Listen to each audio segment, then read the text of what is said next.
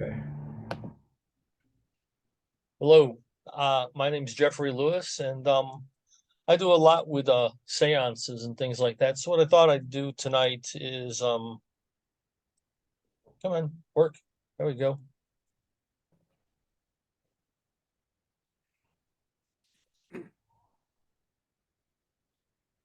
Is talk a little bit about the setting, the atmosphere for a seance. Hollywood movies and television shows do not necessarily resemble what seances were like back in that Victorian era. They were not horror spectacles, nor were they held in dark or blackened parlors. Um, Mediums usually traveled in lecture circuits, moving from town to town to perform in many venues across the country.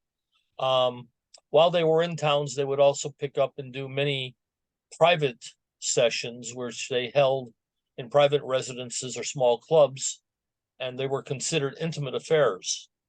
These were meant not only to include these were meant really to only include relatives and close friends of a deceased family member.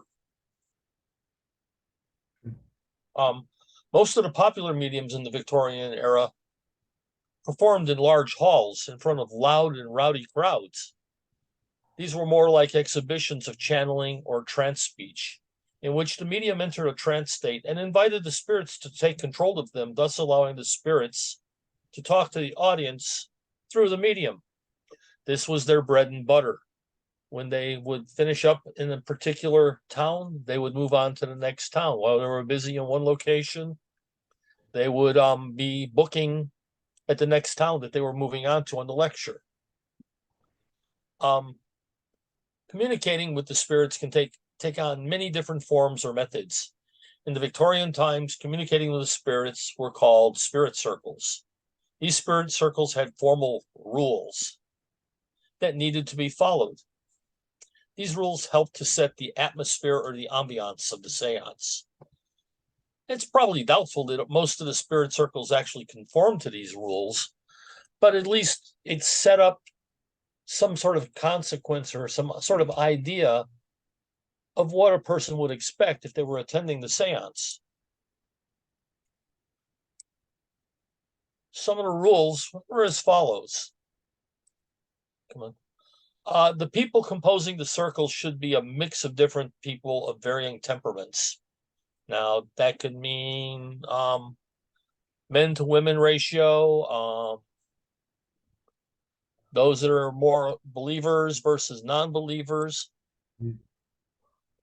But typically the number of sitters for this intimate setting should be not less than 3 and no more than 12, not counting the medium. The ideal number was considered to be 8 sitters. That was the most efficient and effective audience. Come on, switch. The room should be well ventilated so as not to overheat the sitters. Bright light is vehemently disliked by the spirits, so soft or low-level lighting should be used. It is surmised that the dislike of bright light reminds them of their initial experience with death. It reminds them of the unpleasant moment of their departure from the living realm. However, to accomplish this, blackout conditions are not really needed. Proper cleansing and preparation of the room should be followed. Burning sage and the ringing of the bell to clean and purify the room should be performed.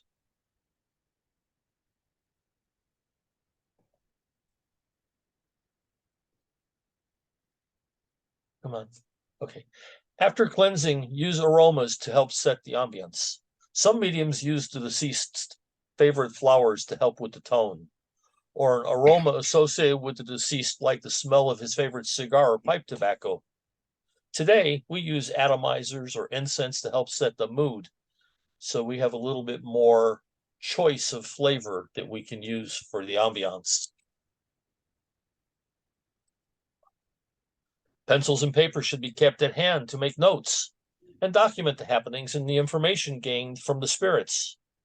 more than one person should take notes. Today, we use video and audio recordings, and that may be useful as well to really capture the essence of what happened during the seance. Once the sitters have entered the room, they should stay in the room, but not necessarily in their seats. Light, subdued conversation is preferred, and discussions should not lead to arguments. Want to keep it a nice, gentle feeling going on in the room. Helps to set the atmosphere if there's no tension. One of the things where they were very important was promptness. If you arrive late, you weren't permitted into the room. So if you were late, you might as well stay home. A seance or a spirit circle should start with a prayer or a song, some form of opening to let the spirits know that you really are willing to talk to them. I always found this one interesting. No seance should last longer than 2 hours, unless the spirits ask for an extension. I'm not certain how they let you know that they want that extension, but I just find that interesting. The seance or circle should end with a prayer or a closing statement and politely request the spirits to return to their side of the veil. So you have an opening, you have a closing. That way they know that you're ready to communicate, and then also you know that you're done with communication with them. Some things to keep in mind.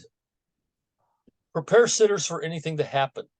They should also be prepared to vocalize what they are experiencing. Really want to encourage them to speak up and talk. And the same account, if they feel like singing or dancing, writing, or using exaggerated gestures with their feelings or conversations, encourage them to do so.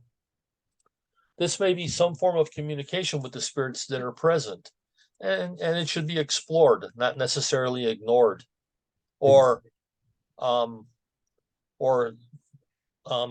ceased or stopped. Sitters with dark sparkling eyes, black, dark hair, or sitters with blue eyes and fair hair seem to attract the spirits. So try to include a variety of people to help attract the spirits. You can't have just all dark eyes and dark hair type people or blue eyes and fair hair, but at least it helps to attract the spirits to have that variation that seems to attract them. If one of the sitters becomes drowsy, as if mesmerized, not because he's bored, but it may be the spirits attempting to communicate through that person. So encourage the sitter to talk or write about the experience that's going on right at that moment. You know, they may be in a kind of a semi-hypnotic state, but, you know, try to get them to open up and talk and write about the experience. Once the session is completed, all the written information should be collected. The sitters can then discuss what happened after the session. It may take a couple of days for them to really realize what the messages were that were shared with them. So you have a session, you talk, you get the information as best as you can understand at that time. But, you know, a couple, 3 days later, somebody may go, oh, wow, that's what they were trying to tell me. I missed that. But anyway, that's kind of sharing you some of the things that I've been working on, studying, and finding out about Victorian glass moving seances, and it gives some sort of idea of the type of ambience that you should use to set up for when you're doing those types of seances and trying to mimic or reproduce a Victorian seance. And that's it. Okay. Are there any questions? Can you name your references? I have 3 or 4 references. I don't have my notes in front of me. Okay. Where I took them from. Hang on just 1 second. No worries. If anybody else has any questions, go ahead and unmute yourselves. I'm going to pause this. One of the One of the sources was 6 ways Victorian seances were not like the movies. Yeah. And that was on a website by www.llewellyn.com. Another one is also from llewellyn.com, was holding a traditional spirit circle. A couple of the other books that I used was the Seance Guide. It's a small little book. I don't have it handy right now, but what I can do is I can send you the other reference materials that the information came from. Perfect. Hmm. Yeah. 'Cause when we, That'd be nice. I'd like to have that. I'd Yeah. like to have that list. okay. Yeah, a lot of them are some of the same books that are listed, like in the back of Paul Voudini's psychic entertainer information. Mhm. I've been collecting a large number of the different Victorian seance books and A doing it lot as of much. this stuff is in that big Llewellyn's book we were talking Yes, about. They have a whole Yes. chapter there. Okay. yes, a lot of it is in that Llewellyn book. I didn't know Llewellyn was still in business. Boy, they were back in the 80s. I used to buy Llewellyn books left and right. Oh they're yeah, same here. going crazy. They're doing quite well. They've got Good. the guy that started it all passed recently, and his son-in-law has taken it over, and he's both a businessman and a believer, and it's working out all kinds of interesting things. That book we were talking about, it's like 1,000 pages. Yeah. And it's only like $10. God. Yeah. I have sent a copy of this PowerPoint presentation to Andrew, Yes. and if he's decides to post it along with the video, it will be up there. It can be pulled down. Okay. Yeah, I'll do that for you, Jeffrey. So, any other questions? Yeah, Jeffrey, that's a beautiful mirror you've got on the wall back there. Yeah, I- I don't know where that came Yeah. from.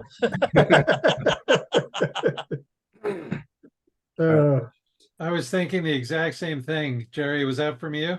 Yeah, I Yeah. sold that to him. It's a Yeah. beautiful mirror. As a matter of It's a fact, my Vic- wife tried to it's a- steal it from me. It's a Victorian mirror, Yep. concave. All right. I'm